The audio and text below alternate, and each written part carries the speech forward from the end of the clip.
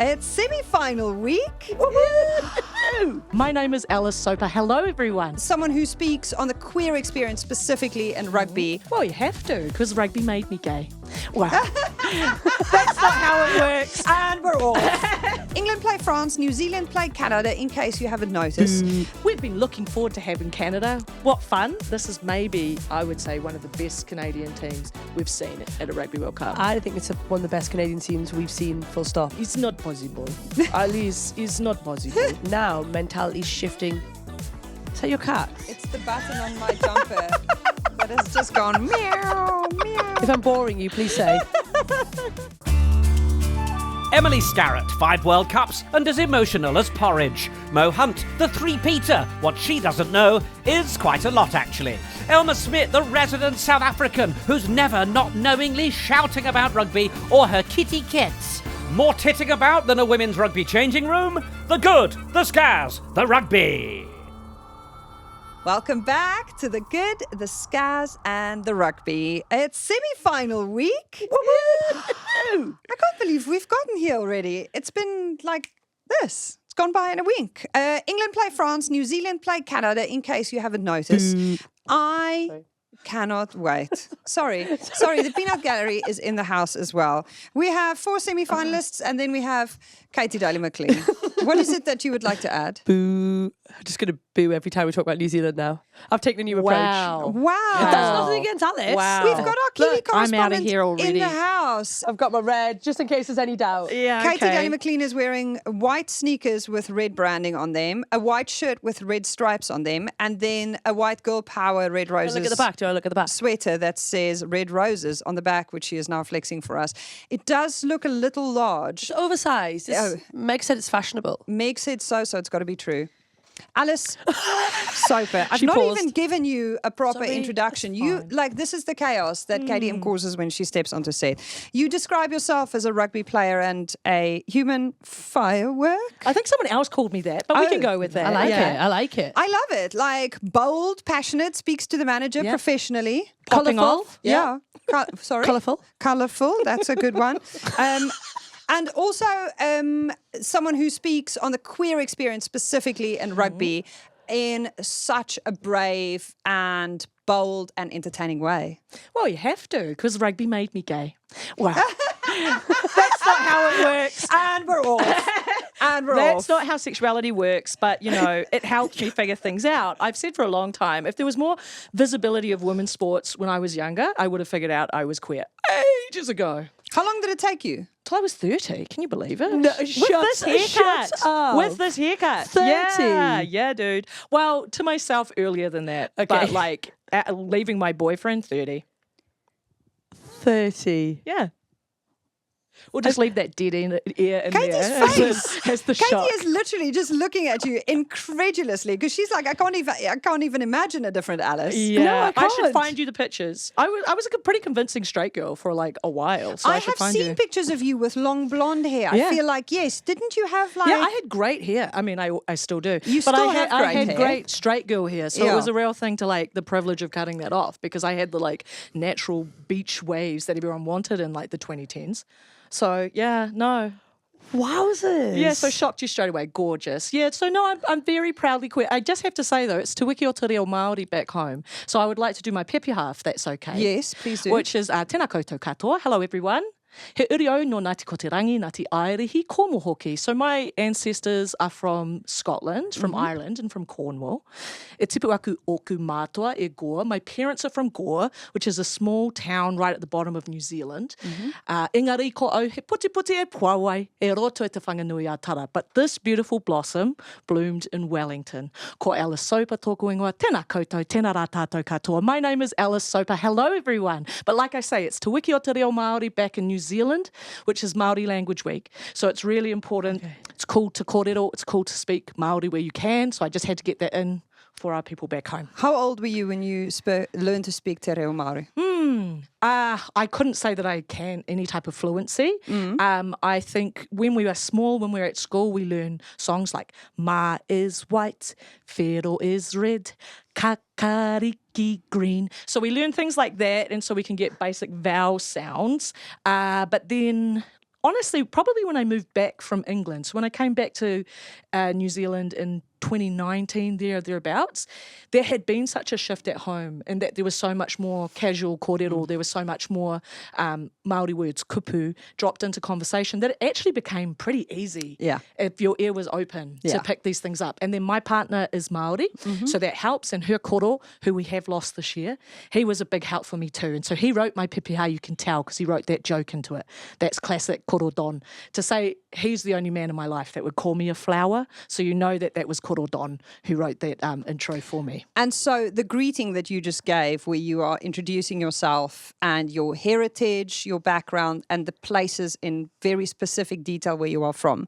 Talk to me about how that manifests in Māori culture. Why is it so important? So the idea of whakawhanaungatanga, which is like getting to know each other. What are your connections initially? So you would generally, if you are coming together in a meeting for a first time, like we are here. So Katie's would be... so you would be talking about, where are your ancestors from? Where are your ancestors from? That's a question. Oh, great question. My granddad would be from Scotland, but my mum's side, her dad was from Yemen. Right, okay. So we've got a bit of a... So you would say, my people are from Scotland and from Yemen. And then you would talk about your parents. So where are your parents from? Oh, they're both from England. Beautiful. So my parents are from England. Any small town, if you want to throw it out there. South Shields. Well, there we go. There we go. And then I talked about where I grew up. So did you grow up in the same place? Yeah.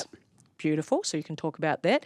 And then the last thing you say is your name, because we need to ground you in whose you are before we understand who you are. That's more important, right? That's from what I understand.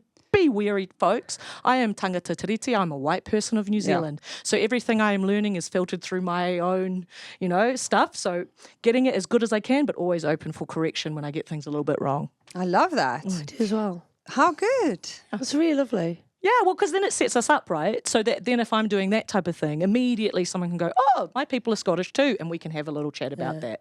And that's whakawhanaungatanga. That's it in action. So gorgeous stuff. I love it so much. And it's so important to bring all of that legacy and heritage, but also the credit for where we are from and who have brought us here with us in all of these spaces that we enter into, which is why I love the work that you have done on honouring past legends of the game, the women who didn't get the platforms, who built the hills that we are now standing on, looking over the horizon. This tie that you are wearing, so for the audio listener, Alice Soper is wearing a tie that might, on the visual version of the show, look like she has bought it at a shop, but she has indeed painted it herself, painstakingly so. Why? Because I was at an op shop, so a charity shop, already doing translations here. That's just New Zealand English to English English. So I was at an op shop and I found a 1987 Men's Rugby World Cup tie. I was like, these people don't know what they got here. I bought it for $2 and I told the guy at the thing, he's like, you could sell that for heaps. I was like, I'm keeping that forever. Forget about it. So I found one of those and I was like, this is so cool. And then I was like, but I would love to have one for now. But I was like, but they're not going to make those for the Women's World Cup, right? Like we have hard enough time getting, men's cut of a jersey. They're not going to think about men's fans, which is probably how I'm going to get my ends on a tie, because they're not going to think about women wearing ties, right? So I was like, okay, I'll paint one. And I was like, how hard will it be? Turns out. Like, not as hard as I thought. I don't know. I think people can do it. I will say Spain was a difficult one. Don't look at Spain too I think closely. your Brave Blossom is beautiful. Thank you. That actually took quite a bit of time. You can see, like, scale, what is Your she? kangaroo is good as well. My kangaroo, yeah, I like the form of that. The Springbok really looks good. like it's lying on its stomach. Oh, it's doing a little leap. It's doing a leopard crawl more than a leap. Scotland, I'm quite proud of. Scotland's very good. Because that's a lot of... That thistle is not the easiest design. No, it's a lot of... Yeah, you got to be confident in your strokes there. But what I also did is each of these bands are pulls, which has then been useful for me actually during this tournament when we were figuring out, okay, so who's going to be in that quarterfinal? Well, we had that team play that team, so it'll be one of those. Yeah, I've just screen grabbed, and I know Ruby's done this as well because I've seen her pull it up on her phone. I screen grabbed and favorited the Good, the Scaz and the Rugby. Jasmine did us like a little pool before the tournament, how the Rugby World Cup works, and I've constantly just been referring back to that so screen. I just pull out my tie. Your tie. There you go. All kinds of life hacks on the show. Now, as we near the end of the tournament, I thought it would be a great opportunity to pick a moment of excellence from the weekend in partnership with our good friends at Remy Martin VSOP. There she is. So this can be on the pitch or off of it, a fan moment or a 15-player lineup. I would just like to put that out there. Katie, Can I have two? you can have as Can many I? as you want. Give us a sweet. short list. Go. Okay, so one of them is Sophie de Goody, and that was just for. I think, look, we talk about really good players and what they do. For me, Sophie de Goody at the moment is encompassing almost like 4 players. You get a bit of second row line out, you've got a goal kicker in there, you've got a centre, and then you've got a half back in her little try assists. I don't think we're seeing anybody else across all the teams doing what she's doing at the moment. So accomplished, balanced, and it just seems like she's getting better and better with the game. So her in general is one. A Canadian player. Yeah, Canadian player. Okay. And then my other one is Mo Hunt, Natasha, our love, our blue tit. Natasha. Natasha, BBC speak. Here we go, Natasha. Hey Natasha, hey Natasha. For that 50-22 she hit, stop it. The 50-22 she hit the weekend off that scrum. And the reason I like it is because, look, as a halfback, your job is to control momentum. And sometimes you know what you're playing for, and then sometimes you get a moment and it's about being experienced. You will have had to pre-scan the backfield, and then the England scrum dominates in that moment just to be brave, confident, bounce to the right-hand side, and then the execution. She will have hit so many of those in training for the one she might get in this tournament, and she executed it perfectly. And I just think we probably don't give enough credit to those moments, because in big games, they massively turn the screw with pressure. Alice, your moment of excellence? Well, I'm going to have 2 as well, because now we get to have 2. I'll have an on-field and an off-field, if that's okay. Well, that's good balance. Yeah, so I'll go off-field to begin. I think was seeing Vaisinia Mahutariki Whakalilo, her reaction when her whānau came and surprised her. Oh. And they had arrived at 8 a.m. that morning and had missioned up to get to the ground and have this big banner that has all of her face and everything on it, all T-shirts with her on it as well, but had, kept kind of snuck in the corner for it, but then getting to unfurl and be there, be loud and welcome her, and just seeing what it meant for her. There's some great footage on the Black Ferns page. I actually saw her coming, so I was like, quickly get out the phone and scan her as well. But just that type of stuff where you puts it into the perspective again. Yes, she made something ridiculous, like I think 28 tackles in 21 minutes. So she should be proud about that anyway. But then to get to see her, receive that love and support, that was gorgeous. The on-field though, the 15-man line-out was pretty good. But for me, it was the maul-offer scrum. How outrageous. I loved it. And you know what I loved even more is when I was like, this is the coolest thing I've ever seen. Jerry Paul, who attended the 1991 Women's Rugby World Cup, she's like, we used to do this. This used to be a thing in the 90s, and they're bringing it back. And I'm excited about that. But why did it not stay? Why did it go away? I don't know. I guess probably because people were like, it's more efficient if you hit it out wide. Like, you can't just be forwards, unless you're South Africa, just be forwards. Yeah. There's loads of reasons why it didn't stay. No, if everyone's a forward, no one gets bored. But I think they should stick around. I think it's really interesting because South Africa asked some interesting questions. Oh yeah. Of if you're up against it, if you're up against the Black Ferns and you came into this tournament never having cracked the top 10 in the world before, like what do? Yeah. You throw the kitchen sink, guys. Yeah. Go fetch all of it and chuck it at them. I think that invention, the bravery, the boldness of it is sensational. I am going to make a decision here on our moment of excellence, and I'm going to give it to the maul off the scrum. Maul off the scrum. I can tell you that the Black Ferns were so stressed out about it. Like I asked Kaipo after the game, were you shitting yourself the first time that someone came? She said, yeah, I was. I didn't know what to do. I didn't know what the law was. She had to go into the halftime huddle and be like, what is the law if someone does that? Like, when are we allowed to let go to then make that happen? Yeah, and they're like, just hit it. Yeah. Just hit it. If in doubt, get hit in it. there. Just give it a hit. So, yeah. Congratulations to the Women Box. That decides it then. You are our moment of excellence, brought to you by Remy Martin VSOP Cognac. Now, if you didn't know, cognac is an incredibly smooth and aromatic dark spirit that is aged in barrels, just like whiskey, but made of grapes. I like Remy Martin VSOP on ice, personally. It's just me. It's the perfect post-match drink. So, it's been aged for at least 4 years, which means the VSOP being bottled now will be ready for us to drink during Australia 2029. Great way to think about it, actually. Please always remember to drink responsibly. born and raised in Wellington, the youngest in your family, and your father is a senior political journalist, which now, once I got that bit, it's so crazy because I've been following you for years and years and years, and we have had you on the show before remotely, but I didn't have that little puzzle piece. And suddenly now a lot of other things have fallen into place for me. How much do you think that has informed the way that you go about your business? Well, what I will say is I'm the youngest of the first batch. My parents remixed and started over again. So I was the youngest girl of my mum and my dad. And then I had two brothers at the same time. One was my mum's, one was my dad's when I was 5, which I was not that pleased about because I was quite happy being the youngest. Yeah. But I was usurped. And so then 2 boys came in. Then another boy came in. And then my dad's still making babies. He just apparently can't stop. Oh, wow. So I have many, many siblings, and that should also probably tell you a bit about why I How am. many, roughly? It is a country with a small it population. 7? Okay. Yeah. Okay. So Is it 7? okay. Let's go with that. It could, yeah. 7. We'll go with 7. We'll go with 7. Yeah. Yeah. Wow. So it's a lot. So there's a whole range of Sopers in the world. There are, and Andersons, which is my lovely mum. I would say it's interesting, with my dad, absolutely, but I think actually in a way, I stayed away from this line of work for a long time because I didn't want it to be a roundup to just go, oh, Barry's daughter. So I actually stayed away from that work for quite a while. And I would say... What, from political work or journalism? Both. Like I didn't, my first career was in event management. So I organised conferences and festivals around the country.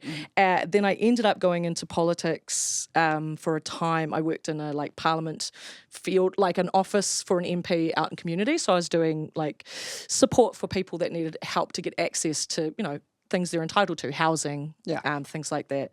And then from there got recruited into the Labour Party and worked on Jacinda's campaign when she ran in 2017. This was what I was talking to you about before with the short on-ramps into big jobs. Okay. So yeah, worked on that one. But I was, again, quite slow at doing that because I was like, oh, I don't know. And actually, I worked for Trevor Mallard, whose daughter played for New Zealand, and he was a really big supporter of me playing my rugby during working for him. But yes, he was actually trying to hire my sister rather than me, but he got me because my sister had moved away. She was a social worker, would have been much better at my job, I think. But oh well, so bad. Got me. We mucked through. I was going to say, and good things came of that. Yes, eventually, yes, one way or yeah. another. Yeah. It was a really interesting time. I worked, like I say, when I worked in politics, it was very much in community organising and advocacy.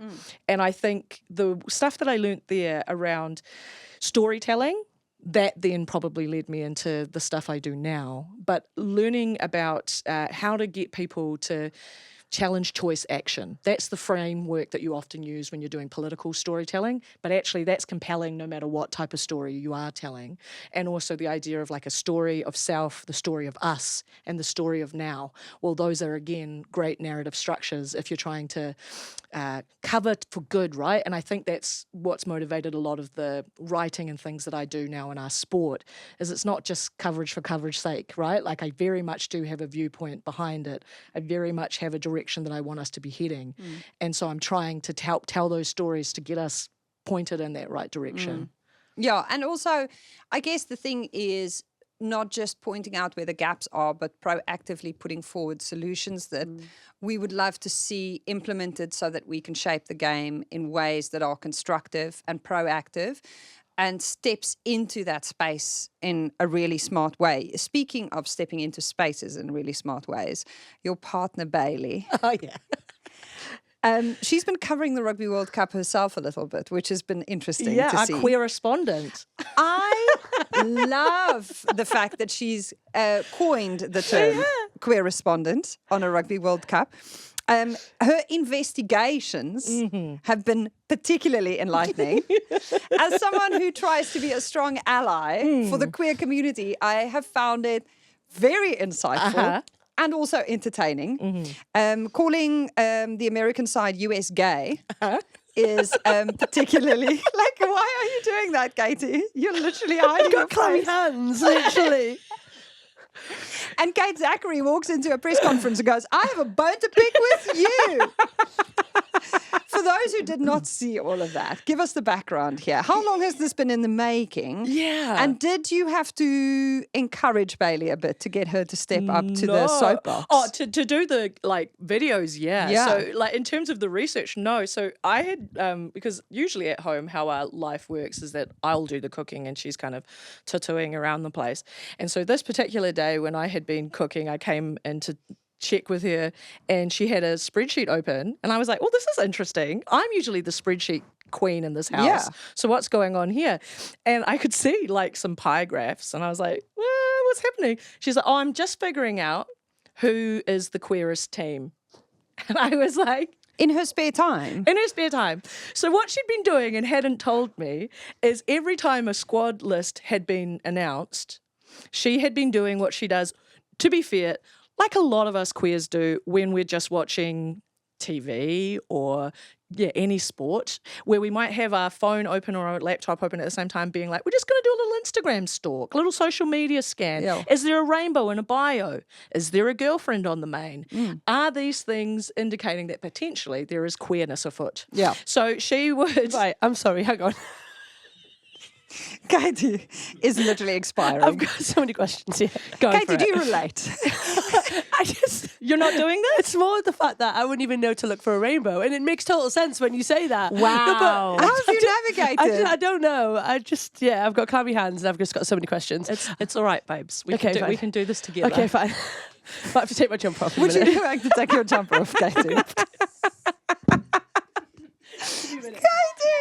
Wow, I love how flustered. But this is something too, right? Like in terms of people do get a bit flustered when you're talking about it directly, which is interesting. Like and I think it's because people get a bit nervous. Like we don't want to be outing anyone, and we've been very careful with that. And- Because it's important, giving people the space. Yeah, and because like, look, ultimately, our drive behind all of this is like, it's an extra reason to cheer. We saw people doing this during the football World Cup. Because Bailey is a footballer She is, like, herself. that was her first. And she did play rugby with me as well, but her ACLs did not like rugby. rugby. We saw this during the Football World Cup, and I remember because I saw one of the people reporting about how the game I think we lost to the Philippines, New Zealand did, the person that scored was a queer person, and that did make me feel better about it. And then it softened like, the blow. I was ouchies. like, we It's won all right. in a way. Yeah. We We can claim that win we won. one way or another. Yeah, like New Zealand didn't win, but our community won. So Win-win. Win's a win. It's a win's a win. Yeah. So I think it was that. And then so when we were putting it together, initially it was like, let's just do overall percentages. Because again, then we're not saying this person is, this person isn't. It's just doing it, ranking for a bit of fun. But it got pretty serious pretty quickly. And that's where Kate came in really hot to the press conference. Because we had initially, I believe it was England, Italy and Scotland who were first equal on our initial scans. And this was like how queer you are visibly in terms of the rainbow bio, in terms of having a girlfriend how on your post. out you are. Yeah, Yeah. right? So in terms of out and proud, we had ranked them that way. But Kate was mad about that. Oh. Because they demanded a recount, her and Charlie. Oh, Captain America was like, you guys have... No, you've undersold it. Excuse me. Sorry. Have you not met us? And I was like, yes, you are US gay.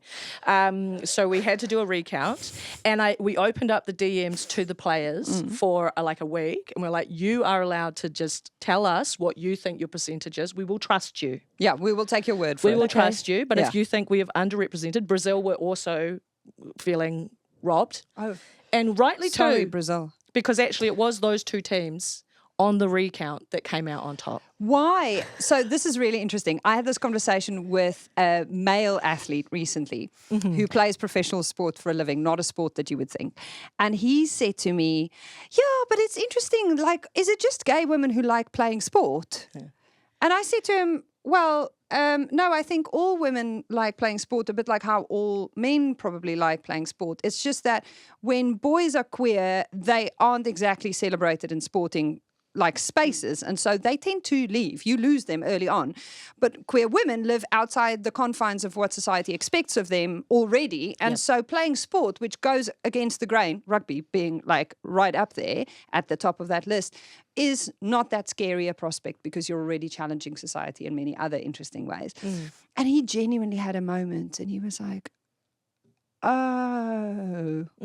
So a lot of these things that I think we say to each other when you are in the queer community or a close ally, which goes without saying and is really obvious, is for many people who have never even questioned their own sexuality, a really revolutionary thought. A bit like how when Hannah Bottoman and Meg Jones put out Barely Rugby and said, surprise guys, rugby isn't the thing that's going to turn your child gay. They were probably always going to come out at some point. Yeah. And not only that, like, I think one of the it's well-intentioned, but it's sometimes, I think, it's getting things wrong. And this is also like why we did this, because we want to celebrate the joy of it, right? Where one of the first things that I have had conversations with people whose children have come out, and they'll say to me, I just don't want life to be hard for them. Exactly. And I say to them, it already is. Yeah. I said to you earlier that I didn't come out until I was 30, but the reality is I experienced homophobia well before that. Yeah. Well before that. Many times in my life. But I just didn't know that's what it was because I didn't understand that about myself. And once I did, yes, okay, now I can name that negative reaction I get from some people, but also now I have access to queer joy, which I didn't have before.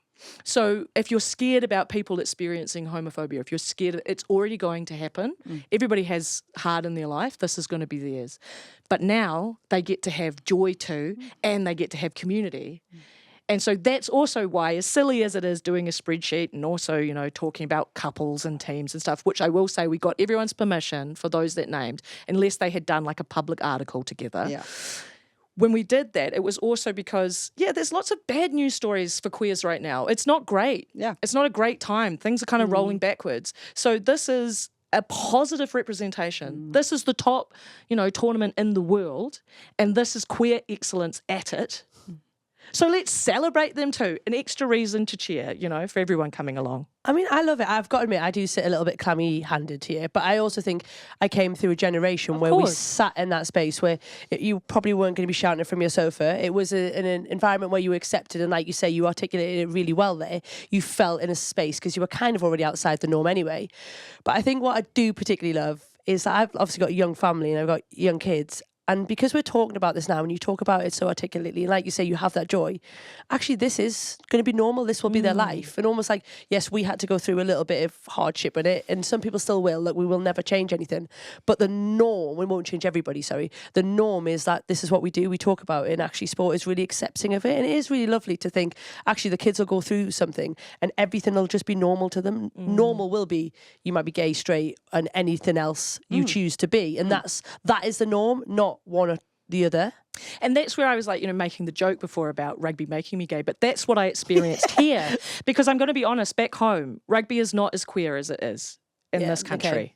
Right? Like, and that's sorry, question. Do you think it's not as queer, or it's just not as openly queer? I think it's probably a combination of things. So I think there's one, just like pure participation numbers. And so there's another thing to be talking about in terms of that. And I know I've written about this in the past, about how important it is to protect our queer heart as our sport gentrifies and becomes more mainstream. More people are going to play it. So just general percentages, right? Like going to start leveling out in terms of population. So it's really important that we protect how inclusive it is as more straight people begin to play it.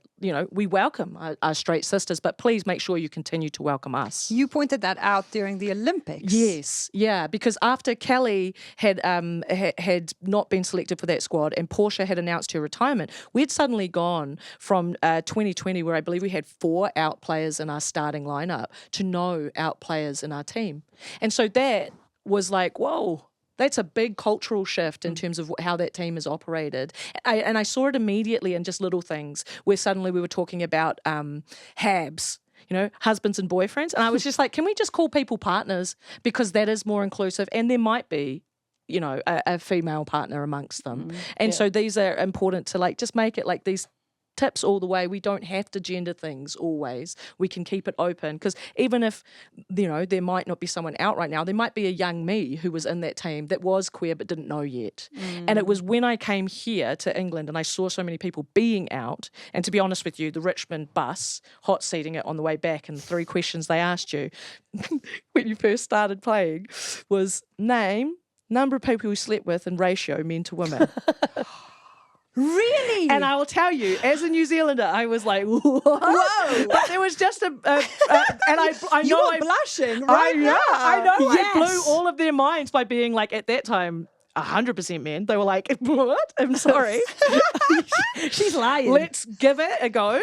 But yeah, so, but that was wild and like was shocking to me, but also like you say, how normalized it was here. And that so many of my teammates, like, because back home, there were only like a couple of examples, and at times not the most like happy functioning relationship. And so like you saw that and you're like, I don't necessarily want to be involved with that. But like you say, a lot of people, I would say back home, it's not even necessarily your queerness that is quiet, but just your private life in general. People, now that I'm so out and proud, if it's a couple of drinks deep at a club rooms, people will come and start giving me their confessions, which is a funny whole thing. And that as well happened before I came out. That's another whole story, where people come and confess their queerness. I'm like, okay, because I'm the person wearing a blazer at this formal function. You've got to go tell me about your queerness. Yeah. That's fascinating. It was very interesting. It took me a while to return the favour, yeah. Yeah, and then you were guys. like, maybe I'll find my voice at some And point. then I was like, now I'll be your queen. yeah. Come on. We ride at dawn. Yeah, which is why I'm like running queer arm wrestling competitions back home. Like, Of course you are. Before I came here, I toured the country with a group called Gingers, and we ran like sapphic events around the country. We just won an award for it actually. And yeah, I would run the arm wrestling at that. Just love a cause, hey? Yeah. Wowzers. Yeah. Who knew? Challenge convention around literally every single corner. Just have some fun. We have on the show, though, debated whether we should just stick with WAGs as the collective Right. for the partners of the players. Because I feel like a lot of the men who are in the women's rugby space would probably be down with kind of, Yeah. you know, Wear it with pride. It's like the first lady, the first guy, Yeah. you know, of the The United first States. partner. I think. Yeah. like, let's just go with WAGs. It's Yeah. fun. We like it. In the words of Megan Rapinoe in 2019, she was, of course, on that iconic US women's national football team. You can't win a championship without gays on your team. It's never been done before, ever. That's science right there. Exactly. I mean, if it hasn't been done before, then who knows whether it can ever happen in the future. Sorry, I just got a question. That New Zealand team that was totally straight, did they go on to win anything? No, so we haven't played with them yet. And okay. quickly, I will say, we brought it back up again because Kelly had said that to me in like August of last year. She'd been like, I didn't get to play my 50th, I'm gonna. And she did. Okay. So she was recalled into the squad. Okay. And then like Caitlin Vahakolo came across and played. And so she also ups our queer contingent Okay. for a time there. So like, yeah, it didn't last long. Okay, cool. But my whole thing with that though was, just keep acting like there is someone in the space, because it's like any type of making any space more accessible for anyone, right? Like there's always the core function, then there's the halo positive effects. And like if somebody is allowed to be a more authentic part of themselves in terms of what their relationship is, that's just going to help everybody. Yeah. Like Definitely. whether you're queer or not, like that's going to be a positive for you to be able to, you know, just be yourself in these spaces. And if you are a parent, surely the outcome that you want for your child when they play sport is to play sport and find a community. Yeah. And a community that is welcoming of them in their entirety. Yeah. Now it's time for our Continental Tires question of the week, the official tyre partner of England Rugby. Soul Sarah Gloss asks, how do we keep the momentum of women's rugby going after the Rugby World Cup's final whistle? Katie Gaëlle McLean, what do we do in England? This is a great question because I was really, really fortunate last week to speak on the Impact 25 panel. So that is, it's loads, they've had 4 years worth of funding building into Home World Cup to support volunteers, to support coaches, to support officials. And that funding's coming to an end literally imminently. And it's one of the things that fascinates me, right? You do all this amazing work. We have this brilliant, shiny tournament and then it just stops. And you're like, this is the moment, really, isn't it, where we really need to invest in everything that comes next, because I think this is a bit of a watershed moment for our sport, especially in England, and if not globally. But how do we translate all the fans and all the excitement into numbers in a rugby club? Because like you said, that is the ultimate thing. That's what makes everybody better, is more people playing. So I think programs like that are huge. We've got to be strategic in how we invest in it, like resource. So going down to your local rugby club and getting changed in the toilet probably isn't going to be the best environment for women. So facility is going to be a huge one for me. But I think it's about celebrating the stories. I think it's one of the things the World Cup has done so well, is to celebrate the individual and the individuals that have maybe had a bit more challenge. Because what we all know about the world is it's not just really nice and lovely. And I think that is really, really important. I've seen this done well, and I've seen it done poorly. So the examples that I can give you. When we won our first medal at the Olympics, I saw it done well. We had a better infrastructure internally at New Zealand Rugby at that time. We had a team of what were basically like women's focused development officers from New Zealand Rugby who were throughout the country. Straight away when they came back, we had a tour. We had a link up as well locally. So they connected. At that time, I was still playing provincial rugby for Wellington. So I think it was Ruby, Kelly, and maybe Sarah Hiddeny, who came and did a Q&A with young girls in the area. And then afterwards, we did some skill sessions with them too. And they got us as local Pride players to also be there to help run that stuff. That was like done within the first month after they returned, right? We also then had a massive uptick in registration because there was this interest. Suddenly there was this visibility moment. There was then suddenly a whole bunch of girls that were coming and turning up. So be ready to receive the wave. Yeah. You can't necessarily sort out your facilities. You can sort out your attitudes straight away. Be really excited about the fact that they're going to be girls. They're going to come in. They're going to maybe their entry into the sport will be different, but their enthusiasm will be the same. Yeah. So let's make sure that we support them there. When I've seen it done poorly, that was us after the last World Cup. It took 136 days for us to name the next test that the Black Ferns were playing at, after we had that massive audience at Eden Park, where at the time 79% of those attending had never watched rugby before. Wow. It took us 136 days to announce when they would be playing next. So you've let all of that hot go cold. And you have to hold the hand out for these new fans. They're not necessarily going to be following all of your pages. They're not necessarily going to be watching the sports news. We know this with women's sports fans. They come to us from different places. When we were filling up the stands during the tournament, we understood this. You saw a lot more features in what is like traditionally women's media. So we're talking, spreads in magazines, this type of thing. Getting influencers who might sit outside of the rugby space to also talk about things. As soon as it was over, we seemed to get all of that. And we went back to just expecting them to be following the Black Ferns page to know about the updates. So it's understanding that stuff. Australia is another beautiful model to watch. What the Matildas did in terms of following their big moment. They have probably more similarities with how I think the Red Roses are positioned right now, because both the Matildas and the Red Roses, the Matildas had been doing the work on the ground to be building, the audience as big as it existed at that time, both in terms of their A-League, that was the domestic league, but also in terms of general attendance. They needed that shot in the arm, which was the tournament, and that kind of then brought a whole new wave, but they had that strong infrastructure ready. And I see similarities with the Red Roses, with what Sue Day did, those years back, letting women's rugby establish its own audience that now can be topped up with this energy. That's going to be just the challenge, to make sure that you keep holding in the door open from new people. Do not be a bouncer. Don't be telling people not to jump on the bandwagon. Instead, be a welcoming committee, Join everyone at the door. We want more fans. Yeah, we want more eyes. Yeah. We want more attendance. And, we're seeing that already. I was laughing with my mate last week. We were like, how is there so many people at this game in Brighton and we don't know them? Like, who are they? Where did they come from? I'm used to seeing several people. I'm used to it taking me a long time to go to the toilet and come back because I'm talking to everyone. I was like, who are all these people? Who are all these people? I love to see you, but who are you? Where have you come from? Love that. Well, that was the Continental Tires question of the week, and we just wanted to give a quick shout out to an amazing initiative Continental Tires are running right now with Pro Tire Auto Care. They've launched a Gear Up Rugby campaign which supports grassroots girls rugby across the UK, providing financial support to local rugby clubs to give girls more chances to play. We couldn't love it more. So if you know a club that could use a boost, head to gearuprugby.co.uk and nominate them right now. It's a brilliant way to help build the future of the game, one club at a time. I loved Anna Capeless pre-anthems on the weekend, just before the quarterfinals, saying knockout rugby doesn't care what you've done in the pool stages.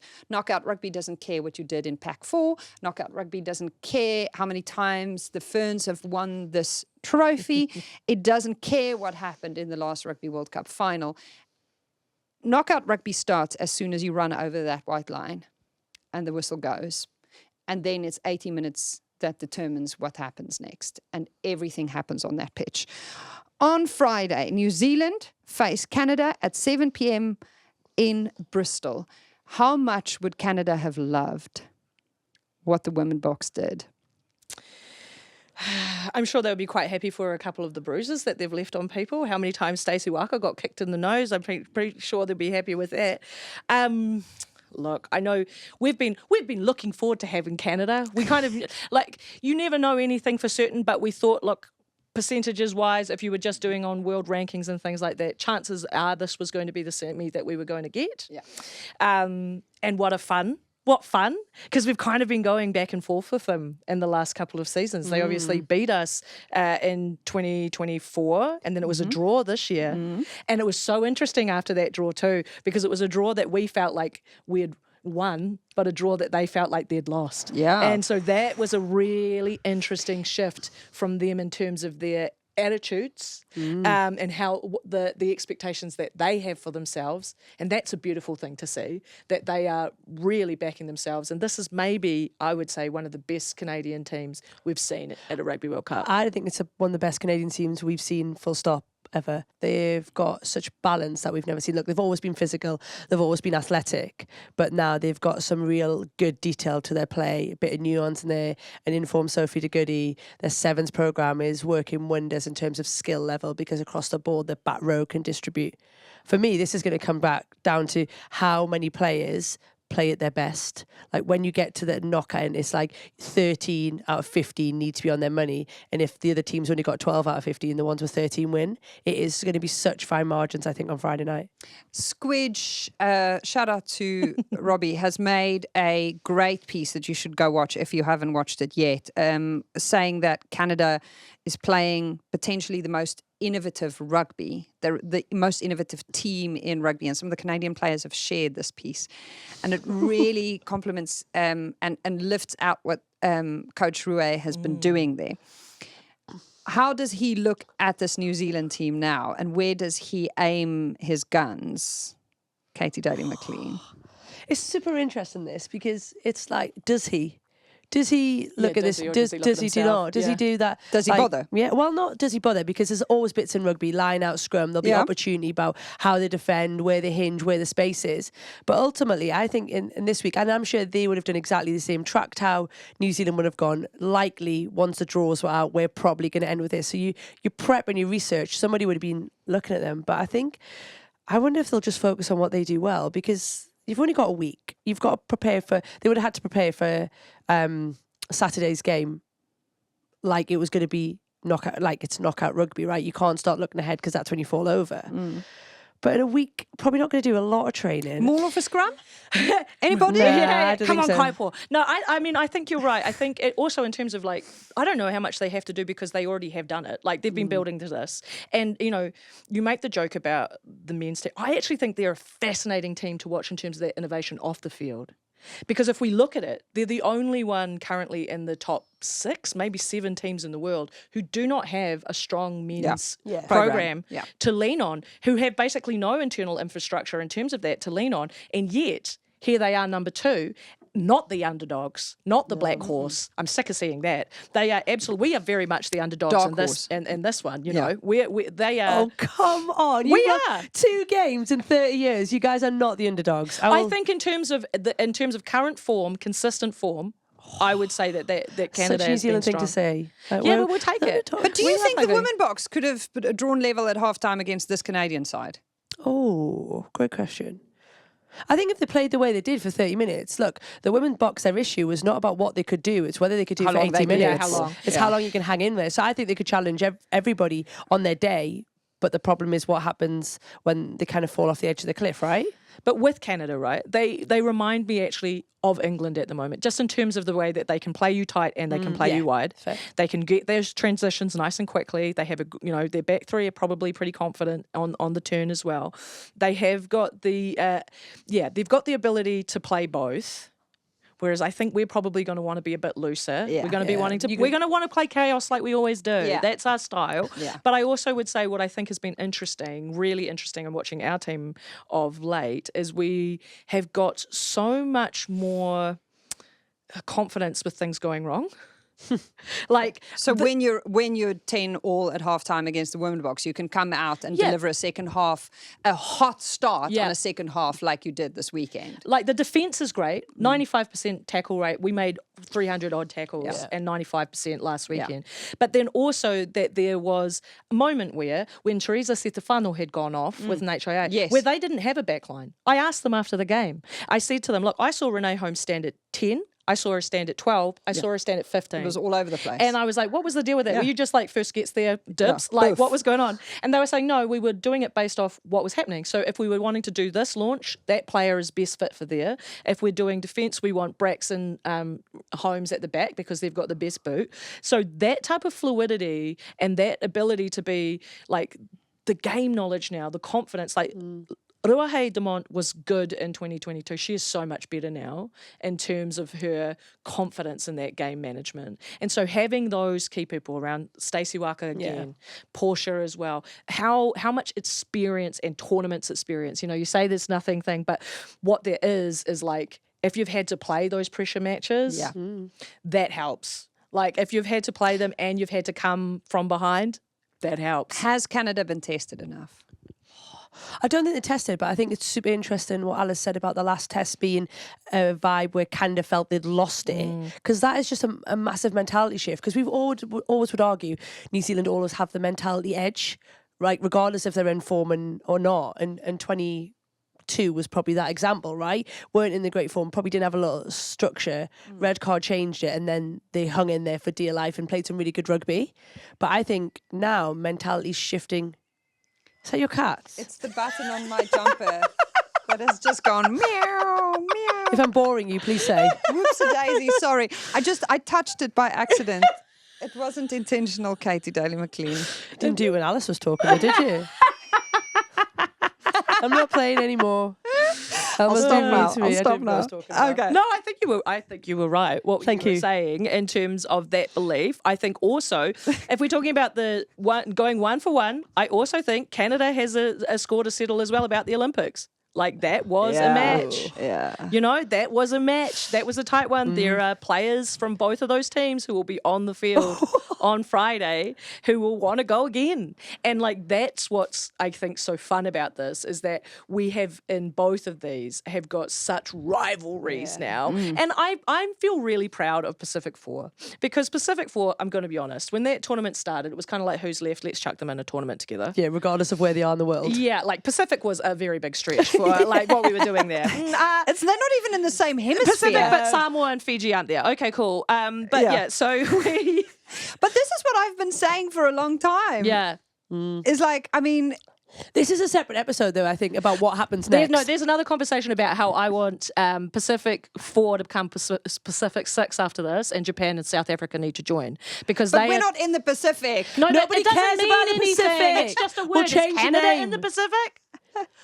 Would you call Canada Pacific? It borders on the Pacific. Oh, barely. Well, so does Japan. Yes, so you can have Japan. Well, Not South but then we Africa. just round South Africa into the southern hemisphere. I would say Canada, the US, Japan, Samoa, and Fiji, they play in their Pacific Championship. And we'll have the Ferns and the Wallaroos in South Africa. And we need to bring Brazil in because they have said that they would like to play. So come on up.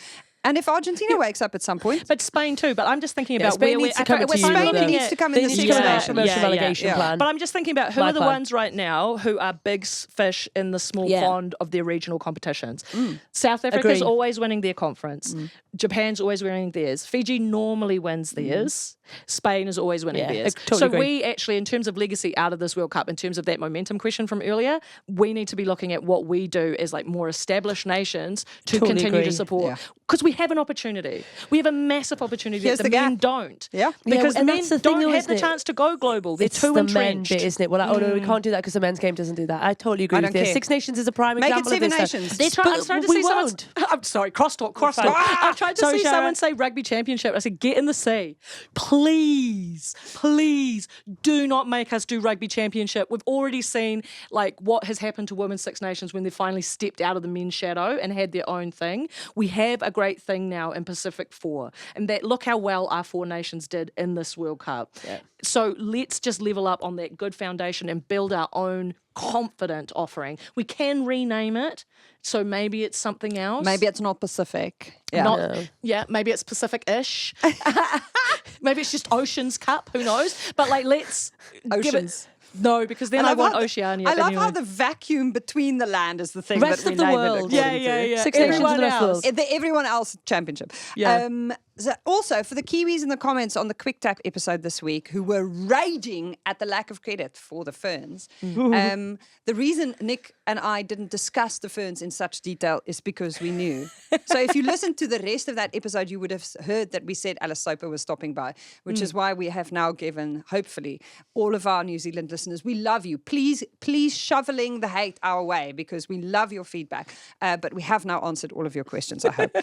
Before we move on to England, France, our friends at British Airways are continuing their long-standing support of the Red Roses this summer, and we wanted to tell you about their very cool No One Flies Like Her campaign because the Red Roses haven't been getting the recognition they deserve for being national icons and also how's that unbeaten run.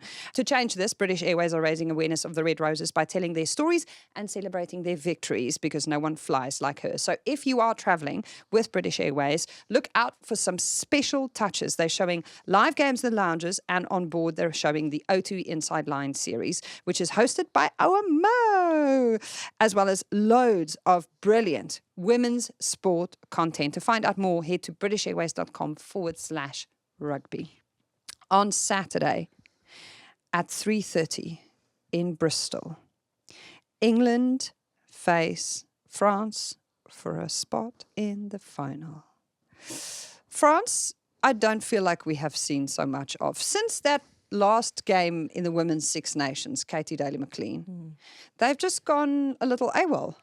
That's typically French, right? We can't get a more French version of the French than we've seen at this tournament. Like, if they could keep a hold of the ball for more than 3 phases, that would help. Maybe if they didn't bite other people, that would also help.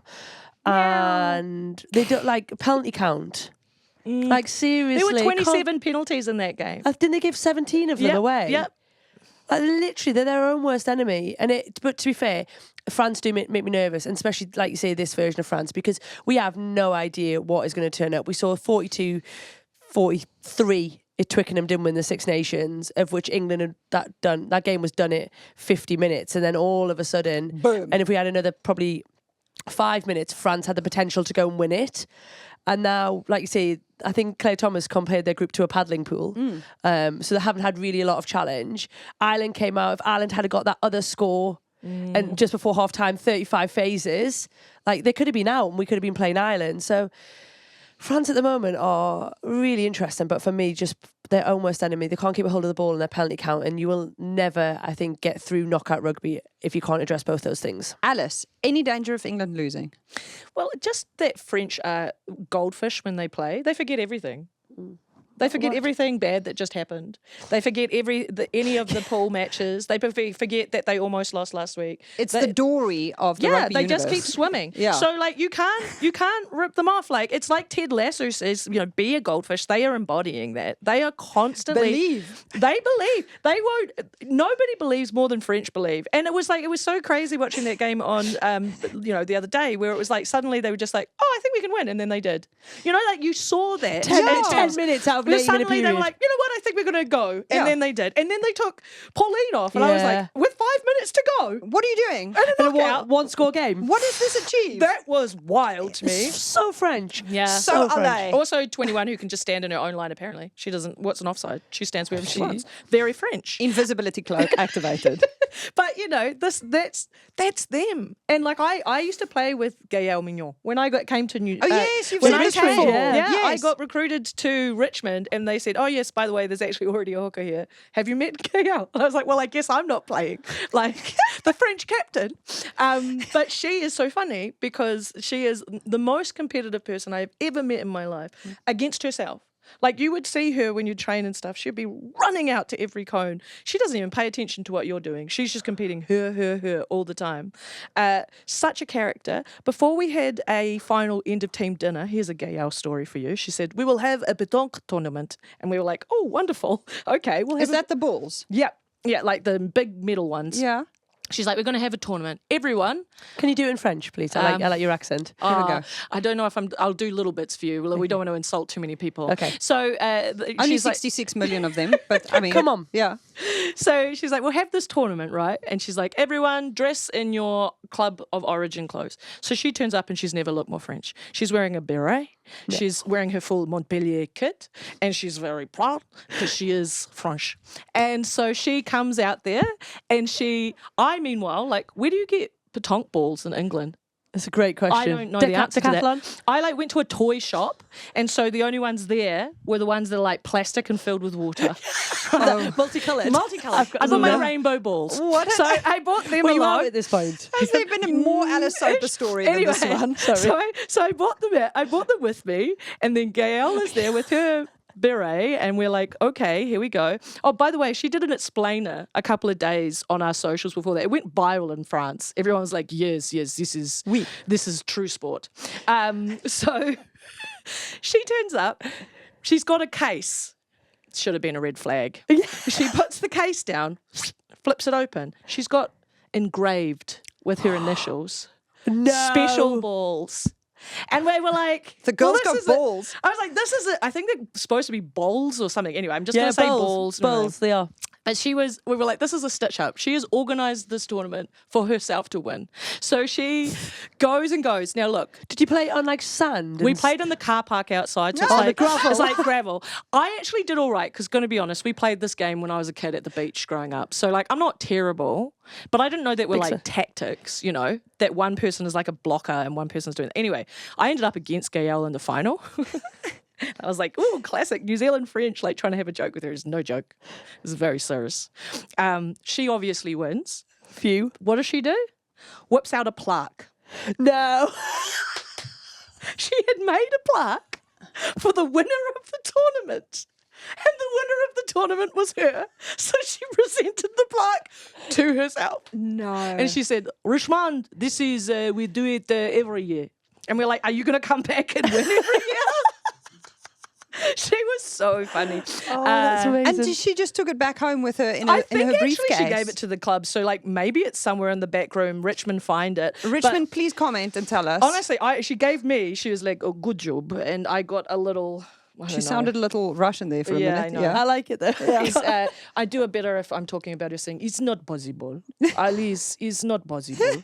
That's her telling me I can't push people off a scrum. But I can. And so The facials are really accurate. Yeah, though. they are. Yeah, it's Yeah. the facials that are really I have good. to get into And that, the way Gaëlle. you hold yourself Oh, as it's well. not possible, Alice. No. That is too good. I Yeah. love it It so is much. possible. She also told me that once. It was the highlight of my life. Yeah. Okay. Anyway, that's enough bad impressions. Thank you so much. I love it. Here we go. It's time for the Honda notice board. This week, there's some very important stuff to cover. On the notice board, we have to celebrate the Golden Girls. Have you followed them on socials? Katie Gaëlle McLean. Tamara Taylor, Rocky Clark, Amy Garnett, and Donna Kennedy. Correct. Wowee. Go find them if you haven't done so. They're doing a charity bike ride in aid of the 4ED Foundation, supporting families affected by motor neuron disease, MND. There's two legs to this. It's wild. They cycled from the Stadium of Light in Sunderland 400 miles to Gloucester in under 5 days. At one point, they were posting stories of them hiding under a bush because of the rain just being so hectic. They literally just looked so down and out at that stage. And on the 18th of September, they are departing Sandy Park in Exeter for Twickenham to arrive just a few days ahead of the final. That is a long way. If you are not from the island or the kingdom, then I would like to point out that I would not even like to drive that in a car. but they are doing it on a bicycle. Together. That's the test, hey? Yeah. This is not about cycling. It's about this is about the teamwork. Donna Kennedy's got to be raging anyway because obviously she's Scottish. The other three are English. Can you imagine just quietly cycling behind? Hopefully the weather is nice for the rest of the ride, girls. But good job on you, and make sure that you support the Golden Girls in their fundraising mission. Then we got a lovely listener email. We do love receiving these, so please don't hold back. The DMs, the comments, the emails, everything, we do read and share them around, even the ones that we don't get to on air. This one said, "Hi team, had to share this. My husband is a rugby lifer. He played for years. He coached our daughter through minis. He's always cheered me on when I played, but he's never really bothered with the Red Roses on TV. Until now. Finally. This World Cup, he's been sneaking in matches even when I'm out. I was at Sunderland for the opener and came home to find he'd watched an entire game on his own. Yesterday, he came in from work and sat through the whole quarterfinal replay from start to finish. Good man. If that isn't proof that the Rugby World Cup is creating new women's rugby followers, I don't know what is. Loving the pod, will be at the final, hoping to see the girls lift the cup. Cheers, Nikki Stockley. P.S. No relation to Fiona. It's probably safer that way, isn't it? Shout out Nikki and Fiona Stockley. Thank you so much for the feedback. We love hearing from you. Keep dropping your comments and all of your feedback, but also just your experiences on our DMs. That was the Honda notice board. Thank you so much to every contributor. It's September, which means Grassroots Rugby is back. So if you are driving to rugby training or dropping the kids off at theirs, the Honda HR-V is the car you want. It's got heated seats, a huge boot, and Honda hybrid technology, which means it charges while you drive. So there's no need to plug in. One last thing, and this is very much quick fire because we don't have a lot of time left. Gaëlle Sword, I hope I said that correctly. Producer Shira wrote that for me in phonetics because it's spelled in the Gaelic way with a D and an H that you don't say. Okay. I love when they do that. In Ireland, they love putting B's in places as well, which is very bothersome. Ailey asked, what one thing can we do as fans to get our union to listen? And then the side eye emoji and the Scottish flag. What one thing, Katie Daly McLean, can we do? Camp outside. Sorry. What is it? Camp outside. Camp outside. You know, like a good old protest. Because let's be honest, they're not listening to anybody else. A good old protest. Yeah. You want them to go down to Murrayfield? I think so. At the gate. With their signs. With their signs. In the rain. Well, I mean, generally rains in Scotland. Yeah. I'm not sure what else anybody can say that the Scottish Union either have just put everybody on mute. Because let's be honest, you had a really big opportunity to come out and speak. The girls have asked for that, and I think the girls have been super diplomatic. They've chosen their words. I think they've managed themselves when realistically you probably could have gone to town after that. Yeah. And I think they've been the uttermost professional. Even Jade Kunkel. Yeah, Jade. I thought she was very reserved for what she could have said. Yeah, and I wonder sometimes, like, should they say more? But obviously we're not in their room, but I just think, like, fair play, credit to the girls because they've managed themselves. But at some point the union has to answer some questions because if not, it's just becoming embarrassing. I think if I was sitting in Scotland Union now, I would be a little bit embarrassed because you are putting your girls out there without anything. Did they end up taking a leaf out of the Irish women's book and write to the government? Because that was, you know, the intervention that the Irish women did now, when was that, 2 years ago, where they got 64 of their current and former players writing to the government to say they don't have any, you know, faith in as an institution. I don't understand how their funding structures work, but if there is leverage in terms of, I know in our country, the board quota was only enacted in New Zealand rugby in terms of there was a mandate that was set in terms of 40% of the board had to be women. That was only reached once the government started cutting money. So I think sometimes it has to be Write to your MP. Write to your MP, but like also write to the sponsors. Start doing the things, getting them in the money. Because as much as we can talk about the feelings, because that's all what, you know, we feel what is right, I think it's money that ultimately motivates And I these think people. the problem is, though, SRU are in problems financially, aren't they? So one of their reasons around this is they're having to cut programme, and this is some of the justification that has been said as to why what's happened. The other problem is 15 players have contracts. Yeah. So some of them are, without feeling being mean, like some of them are actually okay. Yeah. And then the other option is about what the contracts that they might offer potentially are going to make players do, as in forcing them back to Scotland when you might have mortgages and lives. I mean, there just comes to a point with all of this, though, where I'm just like, it's just collective action on this stuff. Yeah. Like, That's it is totally collective fair. action. I'm sorry, but like, I remember having a conversation, like a serious one back home, about, particularly when Opiki launched and we were paying joke money for what was going on there, and there was all types of things going on. There was conversation where it's like, are you just going to protest and when the ball kicks off, everyone sits down? Don't play until you're paid. Yeah. Like, it gets to the point where, yeah, we can write to the MPs, we can do these things. Maybe we have to start protesting, because we have to remember that is the origin of women's sports. Women's sports were a protest. Nobody ever gave us permission to start playing. The first Rugby World Cup was The a Fast rogue World one. Cup? Yeah. The Scottish women organised the second one. Yeah. So if you as Scottish women want to know what to do now, call up the 1994ers and say, what would you do? Because chances are they'll know. Yeah. Here we go. And then, just before we set Ellis free, Ellis, I would like you to vote. Gaëlle McLean, will you please take down that picture behind you at the top? Yeah. Are you Scaz's favourite, or are you team Blue Tit? Because we have launched our own merch range, and we would like to know which of these designs. So Scazzy loves a Highland Coo, which is on the Scaz's favourite T-shirt, which we absolutely love. The Blue Tit, however, has been an ongoing theme on the show. I mean, I'm quite a big fan of a baseball cap, so I'd probably have to go With I don't get it on a baseball cap. Yeah. Me, I'm more of a kitty cat socks person, but they don't want to put Frank's face on the set, so we don't get to vote between those two. I like the cow though. I do like a cow. cute. the Howland Coo. Yeah, I'd wear the T-shirt. Okay. Did I get a vote? Yeah, you get a vote too. You can head to the link in our bio to go and order your own Scaz's favourite T-shirt, or kitty cat socks, or Blue Tit bucket hat. Would you like a bucket hat? No, I don't want your socks either. Why you mean? You know what I think about your socks. But you love silly socks. You made ones with our faces on it. I can't believe they didn't make the merchandise range. We have Blue Tit socks though. Would you like Okay. me to make you a tie? I'm not Well, really maybe- a tie wear. No. I do love a kerchief though. Oh my God. Yes, that's what you need. Yes, a little kitty cat kerchief. No, Yeah. no, we're thinking about... You can tie it in a pussy bow. The That's what they're show called. Has gone full circle. That's what they're called. I don't even know Okay. what that is. Is that a when thing? you have a shirt that has built in like that, and then you tie it, that's a pussy bow. That's what it's called. Okay, cool. You made that up. No, 100%. it's Is it? legitimately It's your the word. your Yeah. language, your country's language. You should know. English is a strange language, guys. Let's also just acknowledge that. Thank you so much for teaching us Te Reo Māori. A little bit, yeah. Fotu poro. There's a word for you. Fotu poru. Poro. Poro. Yep. Fotu Fotu? poro. Poro. Yeah. Poro. Poro. Yep. That's football or rugby. Ah. There you go. Fotu poro. Oh, I love There you that. go. Okay, well, there we go. I thought you were going to teach us goodbye, if I was honest. Oh well, kakite. Kakite. There you go. Nailed it.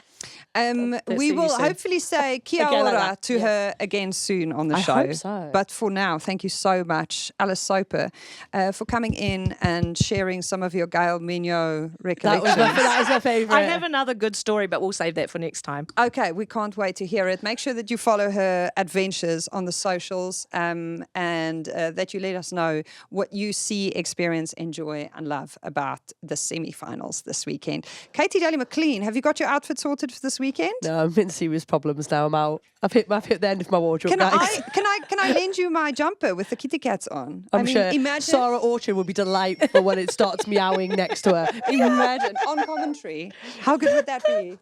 On the BBC. On the BBC. No. The battery. I will have to replace the battery. That's the only problem because they're a little sad. But thank you. It's very kind of you. Okay. We will negotiate Gaëlle McLean's outfit rights ahead of this weekend's live coverage of the semi-finals. Friday Night Lights. Make sure you don't miss it. Remember, it's not Saturday and Sunday this weekend. It's Friday and Saturday. And then we're going to the big house next weekend. We've been The Good, The Scaz and the Rugby, a Folding Pocket production produced, as always, as ever, as every single time, 3 times a week at this stage. We don't know how she's holding it together. There is only scraps of her left. We scrape her off the floor at the end of every record. Shara Kilgallen.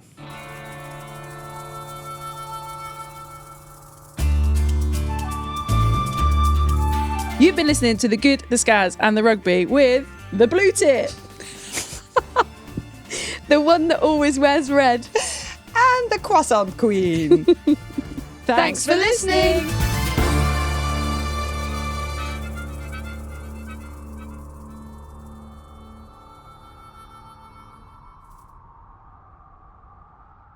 Do you want to say it with me? I was so ready, but you 3, did the- 2, 1. Shira Gaëlle. Gaëlle. Wow! Wow, nailed it!